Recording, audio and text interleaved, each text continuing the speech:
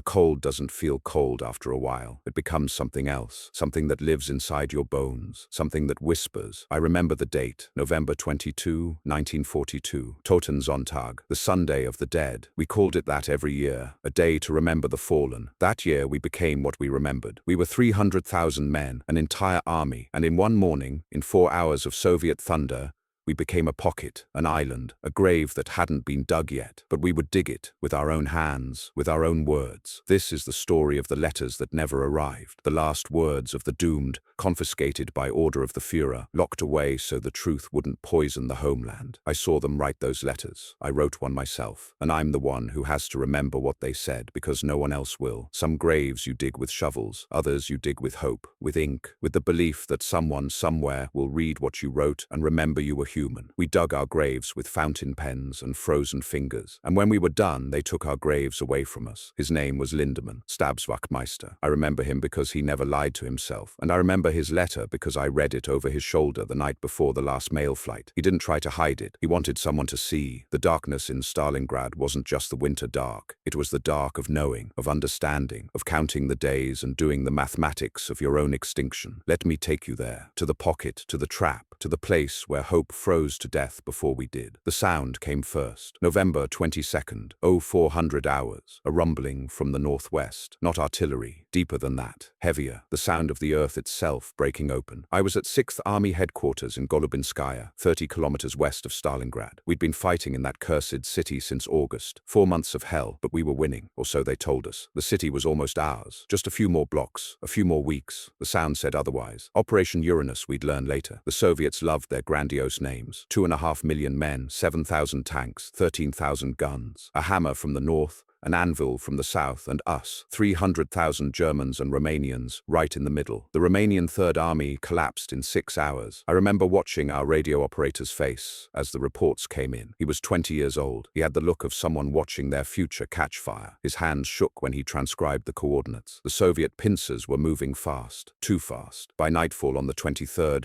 they'd closed the ring at Kalach, 60 kilometers west of us. We were inside. Outside was a memory. General Paulus sent a message to Hitler. I saw it before it went. Requested permission to break out, to fight our way west. While we still had fuel, while we still had strength. Hitler's response came back the next morning. One word essentially, hold, and we knew. Not everyone knew that morning. Some men believed the Luftwaffe would supply us. Some believed in relief columns. Some believed because the alternative was knowing, and knowing was unbearable. But those of us at headquarters, we knew. I walked outside that night, the 23rd. Totensonntag was over, but the dying had just begun. The temperature was -15 Celsius, clear sky, stars like ice chips. I could hear the front, distant, crumbling. A lieutenant stood next to me. I don't remember his name. He was smoking, hands cupped around the cigarette like it was a prayer. They'll come for us, he said. I didn't answer. They have to, he said. I watched my breath crystallize in the air. I watched it disappear. How long can we hold? He asked. As long as we're ordered to, I said. He nodded, finished his cigarette. I walked back inside. I never saw him again. The pocket was 50 kilometers long, 40 kilometers wide at its widest point. Inside, 300,000 men, 10,000 horses,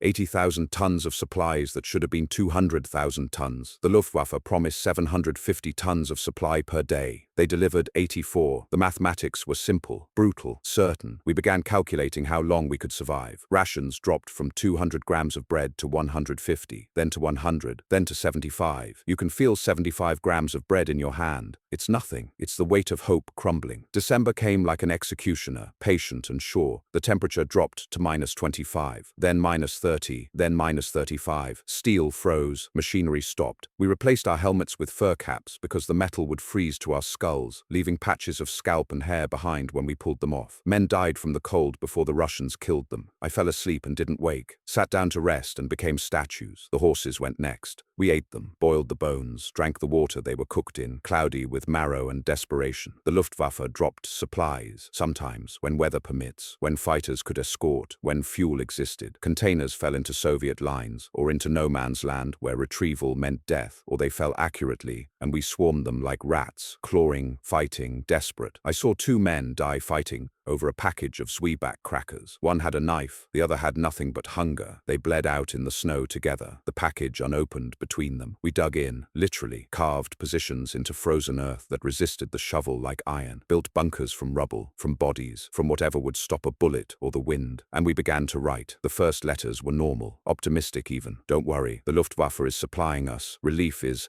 coming. I'll be home soon. Lies. Written because lies were easier than truth. Because writing the truth meant admitting it, accepting it, making it real. But truth has a way of seeping through, like cold through inadequate clothing, like hunger through the walls of your stomach. By December, the letters changed. I watched them write. We all did. It became a ritual. Men would find corners, quiet spaces, protected from wind and observation. They'd pull out paper, hoarded like gold, rationed like ammunition. They'd remove their gloves, endure the cold, and write. Their hands shook, from temperature, from weakness, from fear. I remember Werner, Sanitätsunteroffizier, medical NCO. I am 24 years old, from Hamburg. He had a wife and a daughter he'd never met, born while he was already in Russia. He wrote every day, same position, same time. After morning rations, before the day's casualties required his attention, he'd lean against a destroyed wall, paper on his knee, and write. I asked him once what he said. The truth, he told me, not what happened. What does it mean?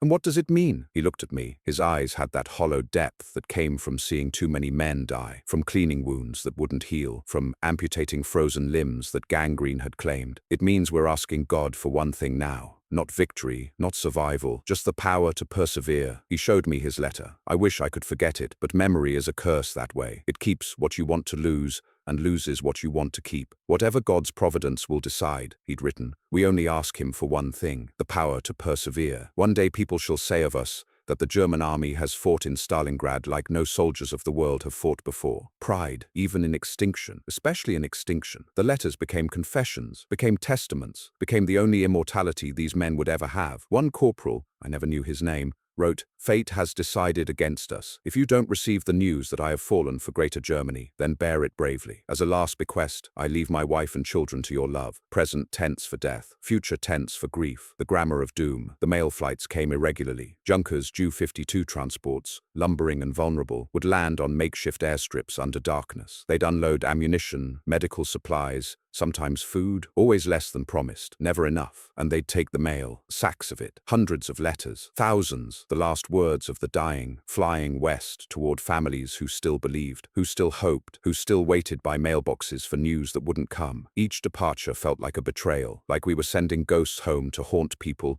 who didn't know they needed haunting yet. I wrote my own letter, December 15th. I remember because it was my birthday. I am 36 years old enough to have survived the First War, young enough to die in the Second. I wrote to my brother, not my wife, not my children. My brother, because he was a soldier too. He'd understand. By the time you read this, I wrote, I will have a memory. Not the memory you want, not the brother you knew, but the memory you'll carry, the weight of what I saw, what I did, what I became. I didn't tell him about the cold, about hunger, about watching boys die calling for mothers who'd never hear them. I told him about duty, about obedience, about the mathematics of sacrifice. I told him I was proud. I was lying, but some lies are necessary. For them, not us. The Soviet radio broadcast started sometime in December. A metronome, steady, relentless, inhuman. Tick, tick, tick, tick. Then a voice. Every 7 seconds, a German soldier dies in Russia. Stalingrad is a mass grave. Tick, tick, tick, tick. We tried to ignore it. I tried to pretend it wasn't accurate. Tried to count the seconds between deaths and prove them wrong. We couldn't. 7 seconds. Another man. 7 seconds. Another. 7 seconds. Another. The mathematics were elegant, brutal, true. 300,000 men, divided by deaths per day, equals extinction by February. The letters reflected this calculation. The hope drained out of them like water from a punctured canteen. What remained was sediment, acceptance, goodbye. January 15th, 1943. The last mail flight departed Stalingrad that night. The last time our words would fly west. The last chance to be remembered as we wished to be remembered, rather than as we were. I was at Potomnik Airfield when they loaded the mail. The field was chaotic, wounded everywhere, hundreds of them, thousands, frostbite cases, amputees, dysentery, typhus, all desperate to board the outbound flights, all knowing only the worst cases would be evacuated. The lightly wounded were told to wait, to heal, to fight again. They knew what that meant. The mail sack sat in the snow, 12 of them, maybe 15, canvas bags filled with last words, with final wishes, with truths that would arrive too late or not at all. I saw Linda Lindemann then, Stabswachtmeister Lindemann, from an artillery unit. I knew him slightly. Shared rations once, shared silence more often. He was standing near the mail sacks, just standing, watching them load the plane. His letter was in his hand. "Can't decide?" I asked. He looked at me. His face was hollow, not from hunger, though he was hungry, from certainty. "Already decided," he said. He held up the letter. "This is the last letter I will be able to send to my family. Seems we have run out of luck this time. When they receive it, I'll be gone. I mean, I won't be in this world anymore." Present tense again. Future perfect tense for death. Then why not send it? "Because it's true," he said, "and truth is dangerous. More dangerous than silence." He thought about that. I looked at the mail sacks, on the plane, at the wounded being loaded, at the ones being left behind. "No," he said. He walked to the mail sacks, placed his letter on top. I walked away without looking back. I never saw him again either. The plane took off. A Junkers Ju-52, struggling, overloaded, desperate. It cleared the runway, rose into darkness, disappeared west. We thought it was mercy, thought our words would reach home, thought someone would read them and understand. Remember, honor, we were wrong. The letters arrived in Germany. All of them. 15 sacks of last words, of confessions, of grief. Goodbye. They never reached the families. Hitler's orders, Goebbels' implementation, confiscate the Stalingrad mail, analyze it for morale, for truth, for cracks in the armor of belief. What they found terrified them. These weren't letters of heroes dying gloriously. These were letters of men who knew they'd been abandoned, betrayed, sacrificed. Men who saw through the lies and wrote the truth anyway, because lies felt like cowardice and they had little left but honesty. The letters were locked away, classified, hidden, filed under morale analysis, not for distribution. The families waited by their mailboxes, waited for months, for years, waited for words that had already arrived, already been read, already been buried. Some families received standardized notifications. Your husband, son, father is missing in action. Present tense. Missing, not dead, not killed, missing. As if he might wander home someday, confused, apologetic, alive. Most received nothing at all. January 20th, the pocket shrank again. We lost Potomnik, the airfield, the lifeline. What remained was Gumrak, smaller, worse, more exposed. The rations dropped to 60 grams, then 50, then nothing but whatever we could find. Horse bones boiled a third time. Leather, bark, snow melted and reboiled to pretend it was soup. I stopped writing letters. There was no point, no planes, no hope, no future that included reading. But others kept writing, kept scratching words onto paper they'd saved, kept creating final testaments that would never be read. One night, I don't remember the date, they'd stopped mattering. I found a stack of letters in an abandoned bunker, maybe 30 of them, addressed, stamped, ready to send. The authors were dead, all of them. I knew because I'd helped bury them. I sat in that bunker, by candlelight, and read them, every single one. It felt like witnessing, like being present at a funeral no one else attended. They wrote about ordinary things, about daughters' birthdays they'd miss, about marriages they regretted not appreciating, about jobs they'd hated that now seemed like paradise, about morning coffee and fresh bread and rain on windows and all the small, beautiful, meaningless things that make life worth living. Not one mentioned glory, not one mentioned the Führer, not one mentioned the fatherland. They mentioned home, and home was gone. For them, for all of us. I burned the letters, not out of cruelty, out of mercy. Better fire than Soviet hands, better ash than propaganda. The ashes looked like snow in the candlelight, like the snow falling outside, like the snow that would bury us all. By the end of January, we'd stopped being soldiers. We survived. We were hungry. We were cold made flesh. The Soviet attacks intensified. They knew we were finished. Knew starvation and typhus were doing their work. They just had to wait, to squeeze, to watch us collapse from inside. But waiting is harder than attacking, and we still had bullets. We dug in, deeper, harder, more desperately, every day carving new positions because yesterday's positions were gone. Overrun,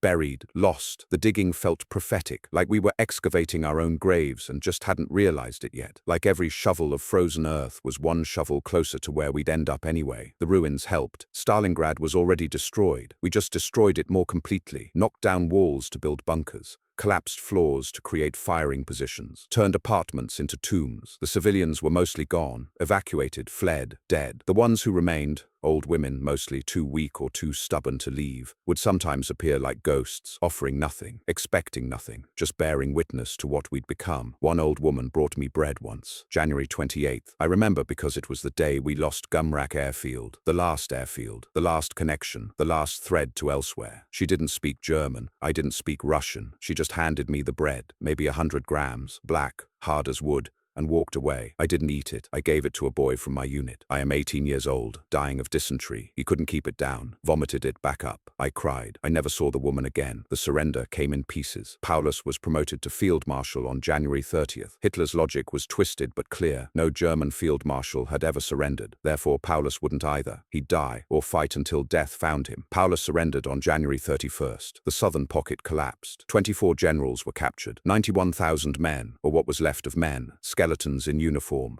ghosts with rifles. The northern pocket held until February 2nd, not because they were stronger, because they were slower to accept reality, slowing to understand that pride is a luxury starvation doesn't permit. 11,000 men refused to surrender even after February 2nd, stayed in the ruins, hid in the cellars, in sewers, in the catacombs of the city we'd destroyed. They fought until March, until their ammunition ran out, until they froze, until they starved, until the Russians hunted them down like rats because that's what we'd become. Rats. Desperate, cornered, doomed. I was among the surrendered, the 91,000. We marched, staggered really, into captivity, believing we'd be treated according to the conventions, believing war had rules, and we'd followed them. We were wrong about that too. The camps were worse than the pocket. Less food, more disease, more cold, more death. The Soviets didn't have to kill us. They just had to wait. Let Russia finish what Russia always finishes. Let winter and distance and despair do their work. Of the 91,000 who surrendered, 6,000 came home. 6,000, 12 years later, 1955, released as a gesture, a political calculation, a footnote to a war that was already history. I was one of the 6,000. I don't know why. Luck, chance, the same randomness that killed the others, spared me for reasons I'll never understand and don't deserve. The letters never arrived. The families never knew. Some of them still don't. Still believe their sons or husbands or fathers died quickly, honorably, without suffering, without regret. Let them believe it. But I know. I remember. I remember Lindemann's letter, placed on that mail sack, flying west, arriving, being filed away, forgotten. I remember Werner's words about perseverance, about being remembered as great soldiers, not dead ones. I remember the corporal's bequest, leaving his family to love because he couldn't love them himself anymore. I remember the metronome. Tick, tick, tick, 7 seconds. Another death, 7 seconds. Another. I remember we dug our own graves that night. All those nights, every night, with shovels and with words, with hope